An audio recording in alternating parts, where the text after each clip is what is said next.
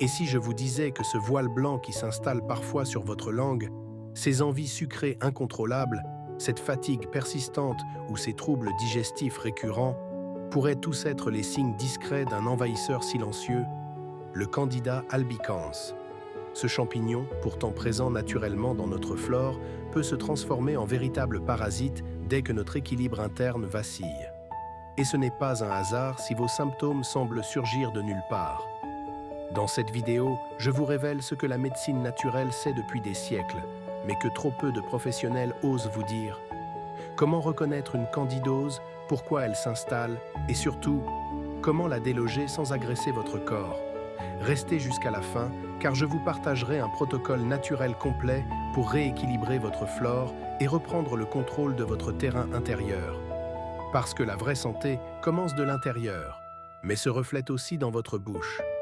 Pour commencer, parlons de l'herpès labial, plus habituellement appelé bouton de fièvre. C'est une des affections les plus fréquentes de la bouche. Pour comprendre, il faut connaître la grande famille des herpès virus. Il existe 8 types d'herpès virus humains. Le HHV1 donne l'herpès cutané et labial.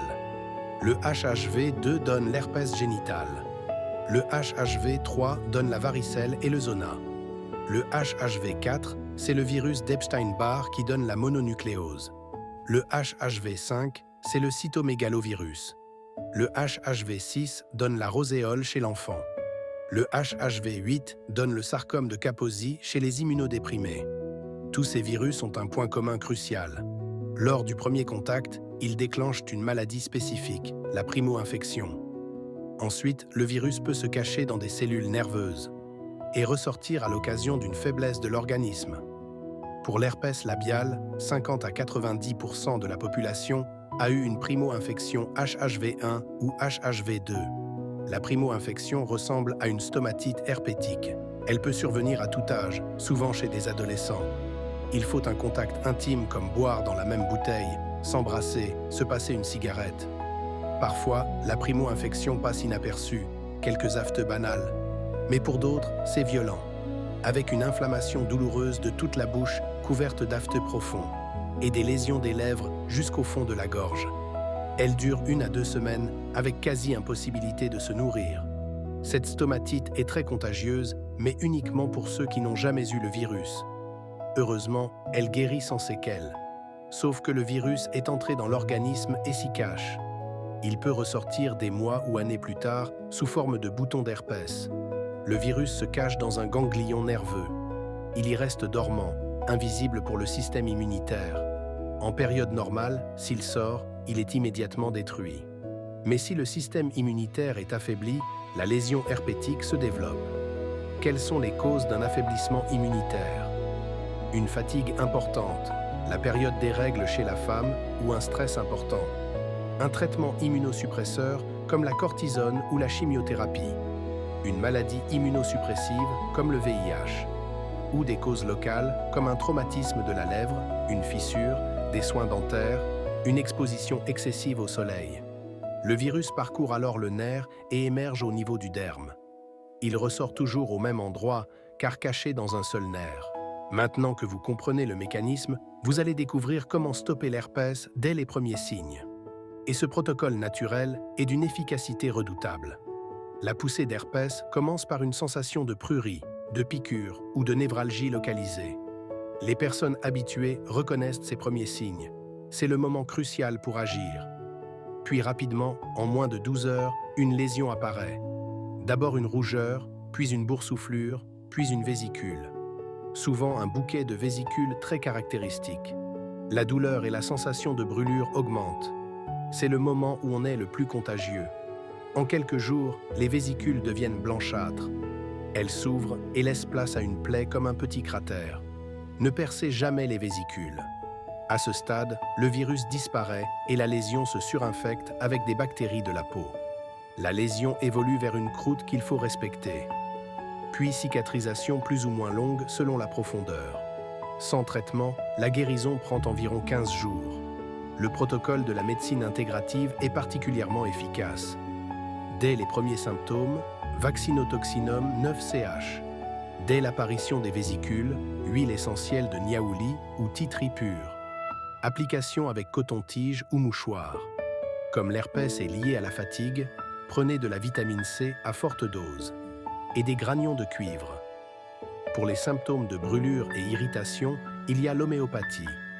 Apis mellifica 5CH pour herpès déclenché par le soleil, soulagé par le froid. R-Us tox 5CH si soulagé par la chaleur, le remède le plus utilisé.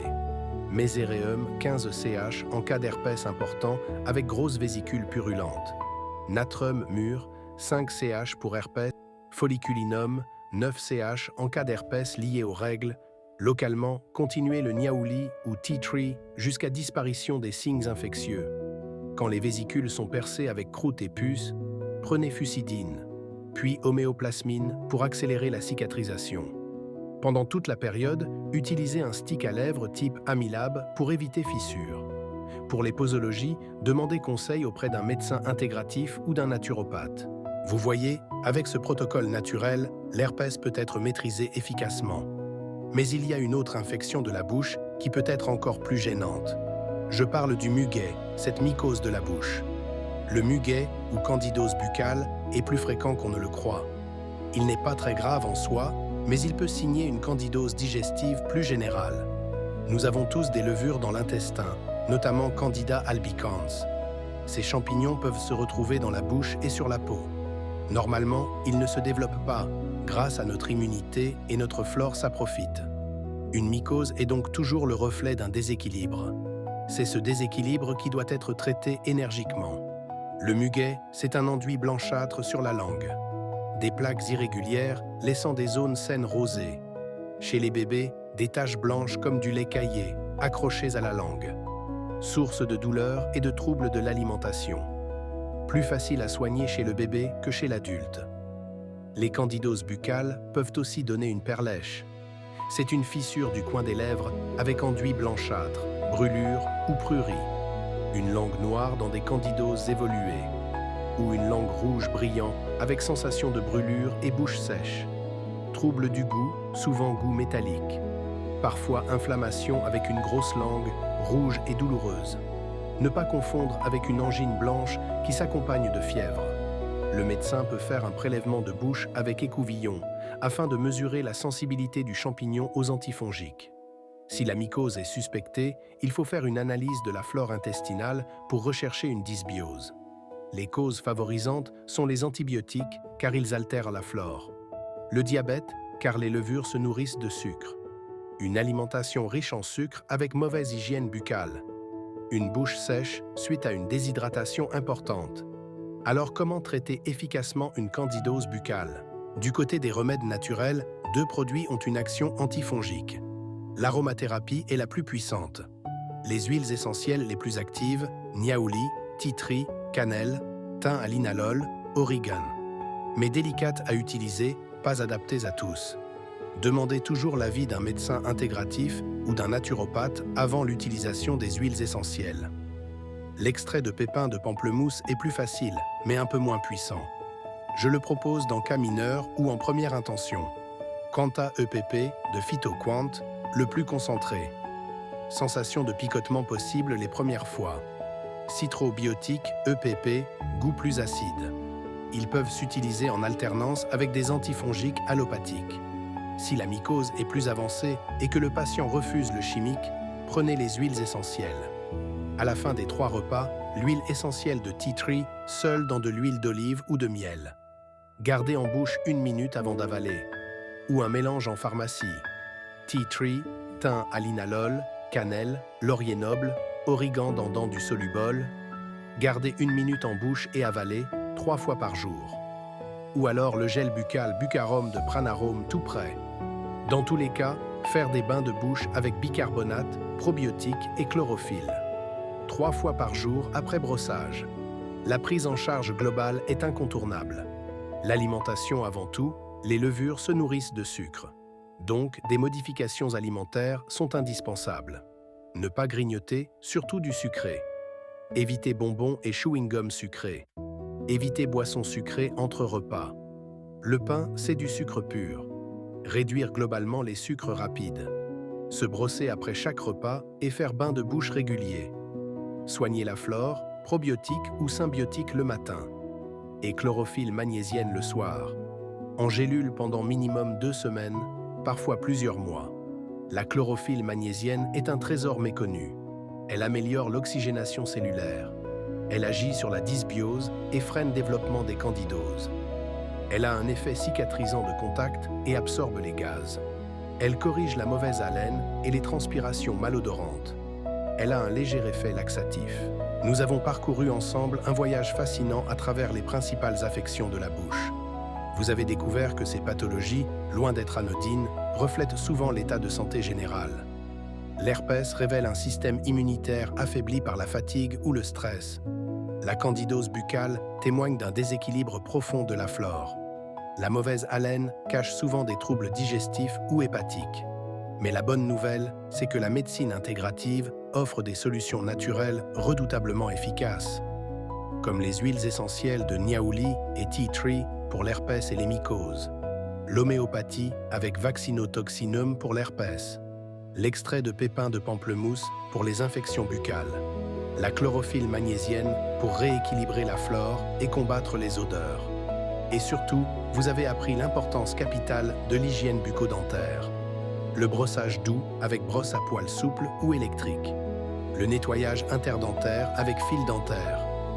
Les bains de bouche au bicarbonate de sodium pour lutter contre l'acidité. Les pâtes gingivales comme Cantabuccal pour soigner et réparer. N'oubliez jamais que votre bouche est le reflet de votre santé globale. Une langue chargée indique souvent un foie surchargé ou un intestin déséquilibré. Des gencives qui saignent peuvent augmenter le risque cardiovasculaire. Des aphtes récurrents peuvent révéler des carences vitaminiques.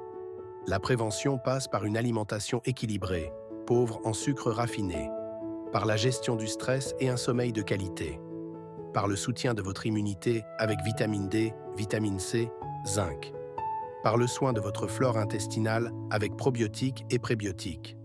Et si vous avez des symptômes persistants ou récurrents, consultez votre dentiste pour un détartrage et un bilan complet. Votre médecin pour rechercher des causes générales, diabète, carences, déséquilibres hormonaux. Votre naturopathe ou médecin intégratif pour une prise en charge globale du terrain. Maintenant, c'est à vous de jouer. Lequel de ces protocoles allez-vous mettre en place dès aujourd'hui? Avez-vous déjà essayé certains de ces remèdes naturels?